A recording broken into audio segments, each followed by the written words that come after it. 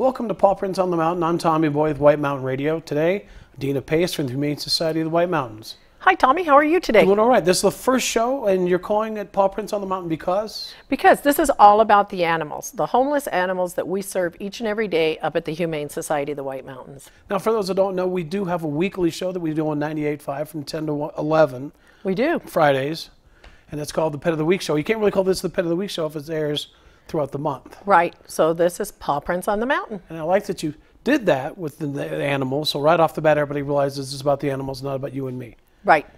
You know, we are their voice, Tommy, so it's always about the animals. Now on radio, we'll start with something called events typically. Yes. And you had a big one in February. Tell us about that. We did. So we had a 2015 Can-Am Commander donate it to us by some wonderful people, Dave and Joanne Becker. Did you get a chance to ride it? I actually drove it once to PetSense at one of the events. Nice. So it was an awesome machine, valued at over $21,000, and we sold tickets for $100. Okay. In February, on Valentine's Day, we actually drew the winner, which turned out to be Marie Stewart from Eager. So somebody local. Yeah. Yeah, somebody local won that. And you know, the amazing thing was we sold those tickets for $100 a ticket. We were only selling 250 of them. Which we did not end up selling 250. We ended up selling 177. But the money that we made from that went to a new transport van for us to be able to move the animals around the mountain and to other humane societies, rescues, adoption events all around the state and even into other states to be able to. It's being used right already. It is being used already. It absolutely is being used already. We've had it down to the valley several times already. And we got us a 2017 Dodge ProMaster van. Next step is to get it decorated? We have that order in right now. So yes, we're really excited to let everyone see what the wrap is going to be on it. How did you go through that process? Threw it out on Facebook? And we did. We made a contest out of it. And Diane Bulacek actually won the contest. And so she designed, of course, that's how she won, was her design. And she will be doing all the work on the van now. Very cool. So at the end of the day, not every ticket you wanted to sell, but enough to cover your costs and move on. It was. Well, because I had also gotten a $10,000 grant to help us pay for the van. So the van was paid for. We owe nothing on it, and we had enough money left to also be able to put this wrap and all our information about us on it. So we're talking about events. We've got a big one coming up. Let's talk about what we do weekly out at PetSense. Okay. At PetSense, in the wintertime, it's every Saturday that we have volunteers that take adoptable dogs out from 11 to 3 for adoptions. Okay. And then the cats that are housed at PetSense always are our cats. I always want to ask you, why are the dogs not always there?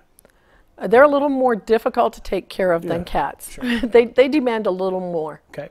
So I call those high maintenance. Yeah, I get called that at the office all the time. You do? Yeah. Yeah, I could see that with you. Yeah.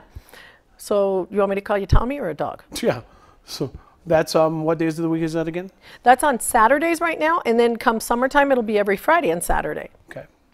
So the other thing that's going on at PetSense right now also is they're doing a food. Have you seen that for St. Patrick's Day? If you buy a can of food, you get your paw print with your name or whatever name you want on the wall, and all that food is being donated to us and also to the Rescue Pet Allies up here. Okay. So that's what's normally in events. You've got a bigger one coming up in April. We do. On April 3rd is Arizona Gives Day. So Arizona Gives Day is the biggest giving day for people to donate to the charities of their choice. Okay. We actually just found out, yesterday I found out that we again have an anonymous donor that has offered to match dollar for dollar up to the first $5,000 we get. Really? Yes. So it's going to go 5-10 real quick. Yes.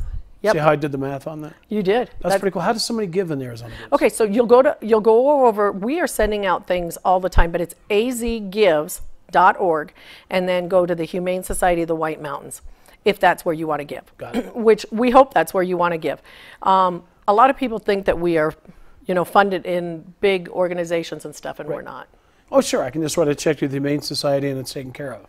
Right. No. What Humane Society? Where are you taking that check to? Exactly. You want to make sure if you want it to go local, you bring it local, it stays local. Absolutely, because the Humane Society of the United States, the ASPCA, a lot of people are under the impression, I hear this a lot, I donate to you guys every month when you send me the things, and it's like, we don't send things. every month. So they go, yeah. And so it turns out it's the Humane Society of the United States. And they think that that money's trickling down to their local Humane Society. So just so everyone's aware that when you donate to the big organizations, it's not going to your local Humane Society. So I always say probably could possibly be at levels of all different nonprofits. But if you want to donate to your local Humane Society, please bring it directly to us. Go to our website. Our P.O. Box is 909 Lakeside. All our information is on our website. So the process on Arizona Gives looks like what? And what day it is again? Okay, so it's actually April 3rd, and it's a 24-hour period. But people can go in right now and pre-schedule their donations. We've got $1,700 already pre-scheduled in there. 1,700 and hasn't even started yet. That's correct. Perfect time. Last year, though, we actually won $5,000 through the Arizona Alliance for being largest donations in a rural area. And so that gave us another $5,000. So we actually made $30,000 that day. You're watching Paw Prints on the Mountain. We're talking about events. When we come back, we'll talk about how much it costs daily to operate the Humane Society of the White Mountains.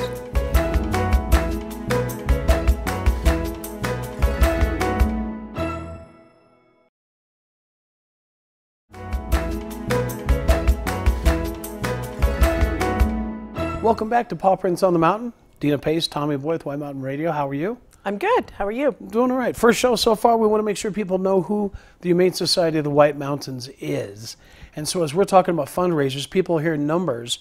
Let's talk about how much it costs to operate daily. So last year it cost us $1,697 a day to keep our doors open. $1,600 a day?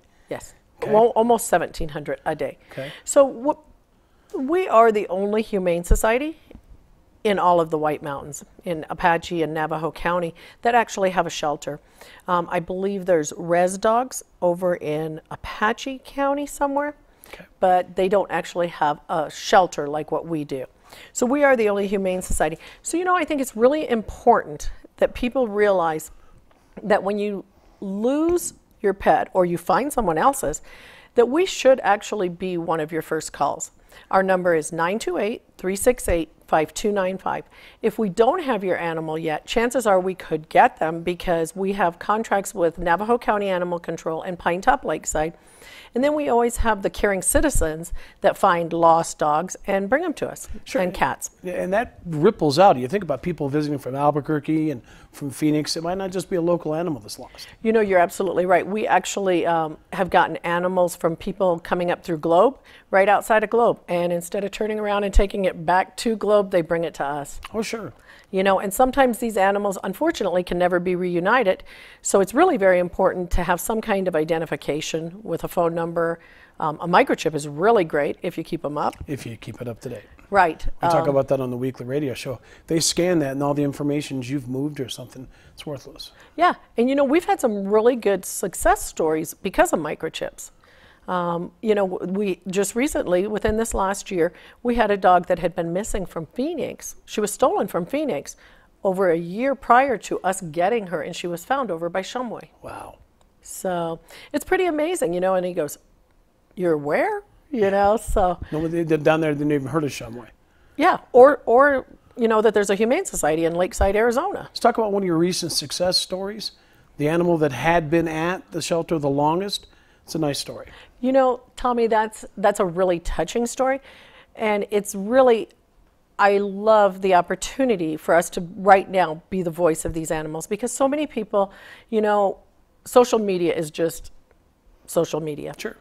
And so we see things a lot that hurt, that says, don't take your animals to the Humane Society, they'll euthanize it, and that's not who we are. Social media is a double-edged sword, though. You got the good side and the bad side. You do. You're right. But that's not who we are. We have Ginger. Let's talk about Ginger. Ginger just got adopted 2 weeks ago. And Ginger was with us for 25 months. She's talking about over 2 years living in the shelter. That's right. That's exactly what I'm talking about. And so people need to know that there is no time limit on our animals. We euthanize very rarely, and that's only for an illness that could wipe out our whole population, or if they are terminally ill that we can't help them, and we have to always consider their quality of life. So I'm imagining, my job, things happen and it has an effect on people. I'm imagining the different people at the shelter, seeing the dog that had been there the longest have a success story. That's got to be pretty cool. You know what? It was amazing because we all really and truly, the volunteers, the staff, each and every one of us love every animal that we care for. Who's next up? Who's been there the longest now? Bess. I call her Bessie. Bess is a black and white pit bull, and she has been with us going on 2 years. Bess is different because, and it doesn't mean that she can't find that home. Bess would like to be an only dog probably. She's dog selective. Got it. But she doesn't like kids. So you wonder, because Bess is 6 years old, so have kids been mean to her in her lifetime? Right, sure. She doesn't care for kids. But she is housebroken. When you earn her trust, she will love you till the end of time. Okay, so let's get back to that big number of almost $1,700 a day. So someone's thinking about how could it cost that much for you to operate? Let's walk through a day. You come in and what's your day look like, and some of the things people don't even realize you guys are doing for these animals. Okay, so there's 2 of us that our days start at 7 o'clock every morning, and that is feeding all the dogs and the cats. And so this is really neat because a lot of people think, that they just get junky old whatever food. Every morning, every animal in there gets canned food. Really? Along with their dry food. These animals are very pampered. We really, really treat them so well that sometimes they've been with us so long they don't really realize they're homeless. I've had animals turn their nose up at certain treats I try to give them. So anyway, we get there at 7 and we feed all the dogs, then we feed the cat. The staff shows up at 8, they do a meeting, and everyone starts their cleaning. And I say they're cleaning. What people need to know is every animal in there gets clean dishes, clean blankets, and clean toys every day because of our disease control policy. Everything has to be washed in bleach every day. And if they soil something during the day, they get more blankets, different blankets, clean blankets. The kennels are cleaned with chemicals that are pet friendly, obviously, and water, and they're scrubbed. They scrub each kennel, each gate every day, at least once a day. So it costs a little bit more than we may realize. It costs, yeah. And so there's 2 sections, which is the adoptable dog sections that need to be cleaned on the inside. Right. So those animals are ready to be shown by 10:30 when we open. And that really and truly, a lot of times if they're totally full, which we're always totally full, anyway, there's a lot of cleaning and a lot of hard work go into that for the first 2.5 hours fast. You're watching Paw Prints on the Mountain. When we come back, we're going to talk about the Doghouse Thrift Store. We're going to do a little connect the dots because not everybody realizes what's going on. Okay, let's do that.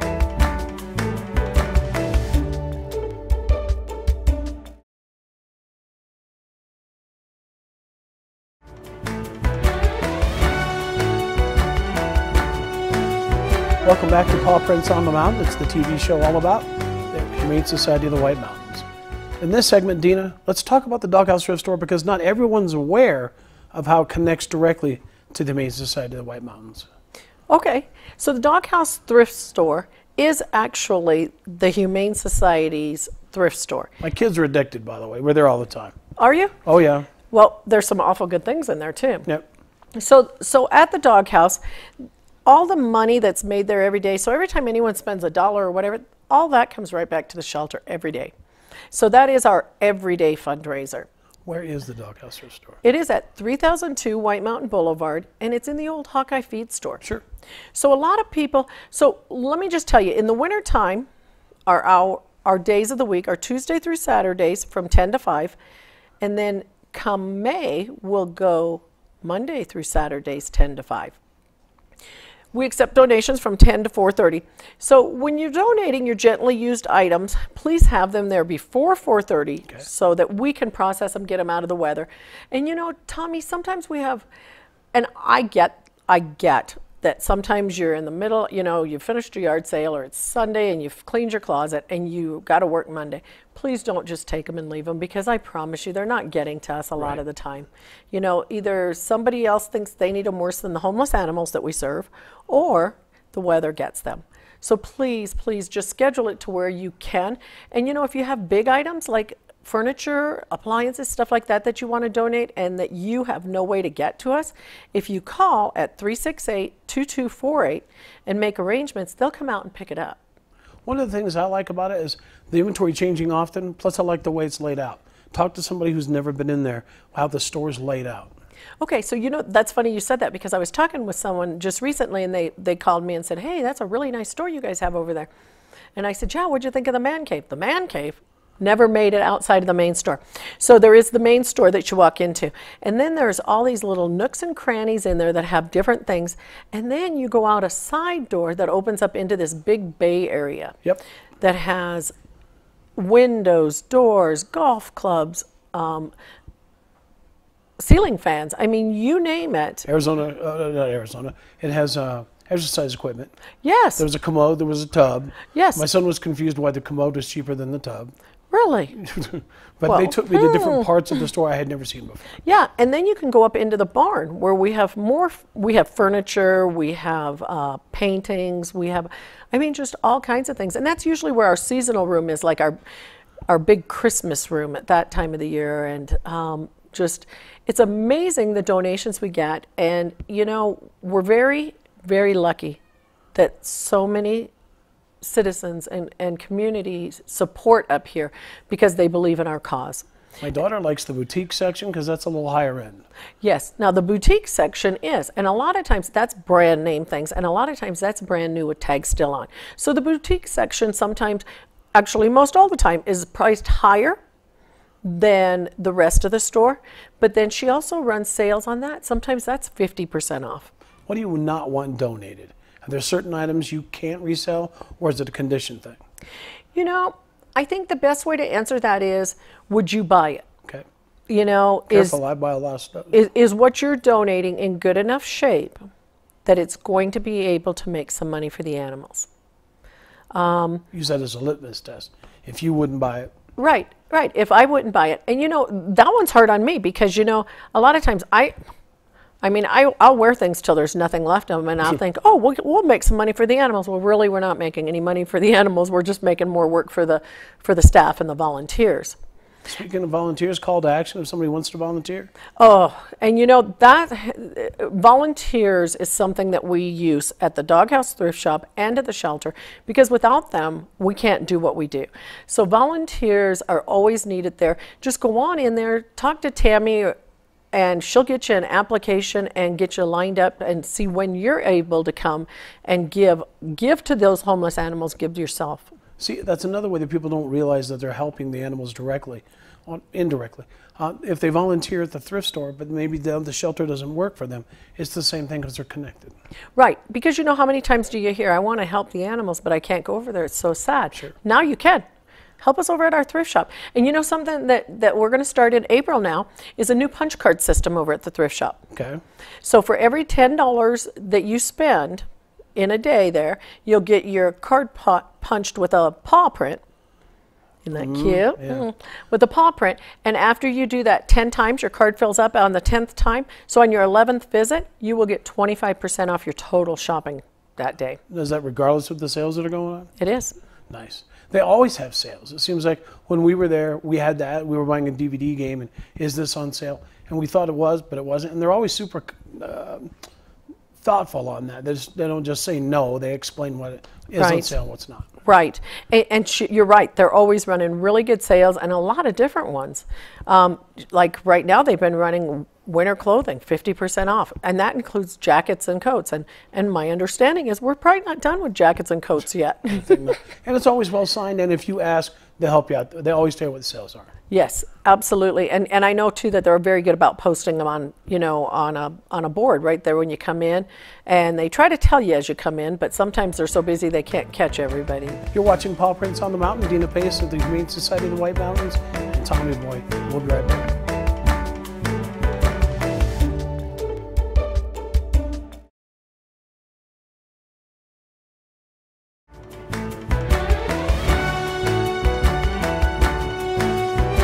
Welcome back to Paw Prints on the Mountain. Tommy Boy with White Mountain Radio. Dina Pace with the Humane Society of the White Mountains. Let's do this. Let's do. Okay, we always do a little bit of a recap so people kind of understand if they missed the first part of it, what we talked about. Right. So we'll start from there. Okay. So Paw Prints on the Mountain is all about the homeless animals that we serve every day up at the Humane Society of the White Mountains. And we want to get people to know all about your local Humane Society and what we do for the animals. Yeah, I would imagine there's some services you do people are not aware. Yeah. Yeah, there probably is. And you know, the more that we're given the opportunity to let people know what we do, the more it helps the animals. Okay. We also talked about the Doghouse Thrift Store. We did. The Doghouse Thrift Store is our everyday income to the Humane Society because that is our thrift store. And So all proceeds, every time you spend any money there, it goes back to the Humane Society every day. well, people hear that and they're thinking 10, 15, 20%, 100% of the proceeds. 100%, yeah. Everything there that we sell is donated. Okay. And we also talked about Arizona Gives. We did. Arizona Gives is coming up really fast now. It's April 3rd, and that is a big fundraising day for all nonprofits in Arizona. It's the first Tuesday in April. So right now, we would love to have you go in and pre-donate to the Humane Society of the White Mountains. Last year, we did so well, we actually won an additional $5,000 for having the most donations in a rural area. So we got that $5,000, which brought us up to $30,000 in that 24-hour period. And there is that up to 5,000 match going on. That is correct. This year, again, we were lucky and we have an anonymous donor that's willing to match dollar for the first $5,000. That's pretty cool. So 5,000 turns into 10. So, you know, what I want people to know is that they go, you know, there's no way we can give $100 or $20. You know what? Every dollar helps us. Sure. Skip a lunch, give that $5. Exactly. They all add up. Look at me talking about skipping a lunch. Also, we want to talk about your website and some of the things on the website that people don't realize. The wish list, for example. Right. Our website is www.hswm.org, and there's all these different tabs. Our wish list is on there, things that we need and use each and every day for the animals, like canned dog food, bleach, laundry soap, blankets, towels, paper towels. I mean, the list is endless if you want to look at that. And then it also has tabs where it says adoptions, and it shows all the adoptable animals. So you pull up, say you see Bess on there. I want to know about Bess. So double click on Bess and it'll pull up Bess's story. One of the things you did the other day that I didn't realize, there's almost always a couple pictures for each animal. Yes. And you know, we have a gal out there, she has lots of staff support during her pictures, but Joanne takes wonderful pictures of these animals, and no one realizes how long this can take. I mean, it can take hours to get these pictures because animals just don't cooperate. No, I'm sure. So, but you know, another thing that people don't realize about these animals out there is that everything that comes into us is vaccinated on intake. Really? Yes, because we have to try and control any disease, potential disease they could be carrying. Well, since it is about the animals, let's talk about when they adopt an animal. Obviously, there's things involved in that process that they don't realize they're getting taken care of. Right. So all the animals, like, they're vaccinated on intake, and then they are vaccinated every 2 weeks in our world there. Our world is different than the outside world because of disease control. Sure. Disease is always number one on our mind, control disease. So they get vaccinated every 2 weeks until they are what we consider fully vaccinated. Whether they're a pup and they need them every 2 weeks for, you know, 4 series of shots. Okay. Okay, so it's not just the shot for the parvo distemper, that one. There's also the bordetella, which is a kennel cough, and then we also worm every animal. So, and after a while, sometimes we realize that the most common wormer is not. They also have a different worm, and that one gets pretty expensive. That is a pill form, and it's by weight. So anyway, and then every animal is tested. All the dogs are tested to see if they like other dogs, if they're food aggressive, if they like cats, if they like kids. If they're a runner. Yeah, if they're a fence climber or a runner, you know. And that doesn't mean that they're not adoptable. It means we have to work harder to find that right home for them. And there's questions you ask throughout the process. Absolutely. Somebody's got a yard, maybe a runner's perfect for them. They don't have a yard, maybe they don't want to run. Right, right. And so every animal, when it is adopted, is vaccinated up to date, is microchipped, and is spayed or neutered. And has a wellness check. And yes, they do have a wellness check with the vet of your choice up here. And we have some great vets. One of the things that I like when we talk about this on the radio show, 98.5, 10 to 11 on Fridays, shameless plug, you always talk about you might go down for an animal and be looking at a particular animal. Sometimes what happens when they show up? Absolutely. You know, yeah, sometimes that animal picks you. Right. You know, if you go in with an open mind, and here's another thing I want to tell everyone. When you come out to visit our animals and you come out looking for your forever friend, the dogs are going to bark because they don't know you. Sure. And what's really sad, if you think about this, is that kennel is all they have in this world right now. That is pretty tough. That's all the space they have. That's what's theirs. And they're going to protect that because they don't know you yet. But if you give them the chance to get to know you, they're going to be yours forever. It is called Paw Prints on the Mountain. This is the brand new edition, very first one. Thank you for helping me guide through it. Thank you, Tommy. Down the road, we'll have an email address. If there's content people want us to touch on the topic, Yes. we'll be able to do that as well. Absolutely. Paw Prints on the Mountain, Dina Pace, Tommy Boyd, thanks for watching.